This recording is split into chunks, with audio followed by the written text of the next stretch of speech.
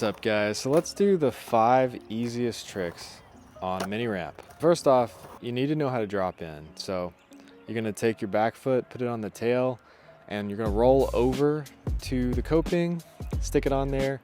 Your weight's all on your back foot, then you put your front foot over the bolts. You're gonna lean forward, just really slam down your front foot. Everybody falls back the first time. Even when I tell people, really stomp that front foot down, they still fall backwards. So really stomp that front foot down. Believe that rock and rolls are easier than rock to fakies. Now you might have a different name for this, but this is what I called it growing up. So rock and roll is where you do like a rock to fakie, but you pivot out of it. So first, learn how to do kick turns. You know, roll back and forth, learn how to kick turn. Kick turn on a bank first, kick turn on the ground, like tic-tac on the ground. Just work your way up, you know. Do some little kick turns lower in the ramp and then work your way up. First, learning these, you're just gonna barely tap them. I like to really deck them out, like really hit the back truck up against the coping. For me, that's easier, but I've been skating for a long time. When you're first learning, it's easier to just tap it. I think these are easier than rock to fakie, because rock to fakies, you really have to learn to go fakie and you can get hung up. You can actually get hurt on a rock to fakie, but that's gonna be the next one. Changed my mind. I'm gonna say tail stalls are easier than rock to fakies. Now, it's hard to do a tail stall without doing a rock to fakie unless you're really precise on your pumping.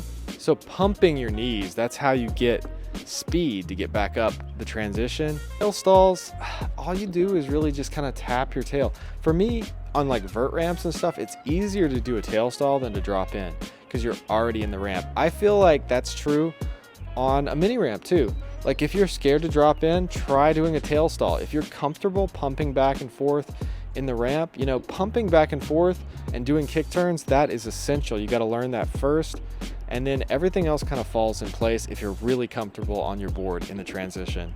As a little kid, I had a mini ramp in the backyard. My cousin, she would make fun of me. She was like 10 years older than me or something. She was like, you just roll back and forth all day. And that's what you have to do. That's why like I'm good at transition, because I took that time to just practice just rolling back and forth all day. So you would learn rock to fakies.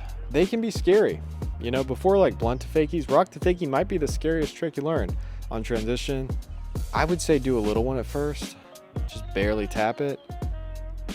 But for some people, that's more dangerous. You just really don't want to get hung up. You might want to even practice like putting a big giant mat, like a cushion behind you.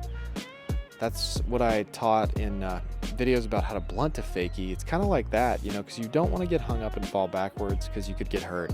Maybe wear a helmet for this one. Now, if you can find some really mellow transition, like the ramp I've got at this park, you're in luck because you almost can't get hung up on it. It's so mellow. After rock to fakie, axle stall's the real next trick. You can learn to kind of scrape your truck against the coping like a little slasher grind. That definitely will help. I don't know if I'd call that a trick, but it kind of is a trick. So yeah, scrape a little 5-0, and then I think axle stalls or 50-50s are going to be easier than pivots or 5-0s. So the axle stall is really all about turning your front shoulder, really turning your front arm and front shoulder. Maybe just go into a feeble first. So just put your wheels all the way up on the deck, install that feeble, try that for a little while. And then after you're really comfortable with that, maybe you'll be able to turn your front shoulder just a little bit more into an axle stall. People who learn to do this usually learn putting their truck all the way up on the top of the coping, like their toe side wheel locked in. And it's really hard to come back in that way. You have to kind of scoot your way back in to get to the point where your heel side wheels are locked up against the coping. When your heel side wheels are locked in, it's super easy to come in. So I kind of like to land with my heel side wheels locked in already, so I don't have to do this awkward little scoot into place to come in. You can come in the other way, but it's a lot harder. It's so much easier if your heel side wheels are locked in for backside axle stalls. Side's obviously a lot easier than front side. You can do front side. Some people are more comfortable with that, but for me, backside is so much easier, so I'd learn that first. With front side, you have to worry about coming in with the ramp behind you. The only other trick that I would consider to be easy, some people are going to want to call this a Fakey Rock. Some people are going to want to call this a disaster. So like a Fakey pop to disaster or a Fakey Rock, it's pretty easy. I think that might be easier than the regular rock to Fakey, especially if you've already learned the regular rock to Fakey. That's the only other trick that I would consider easy on a mini ramp. So yeah, it was raining, so I thought I'd make this video. I hope you guys enjoyed this video. Scroll through my channel, check out my other videos, hit the subscribe button.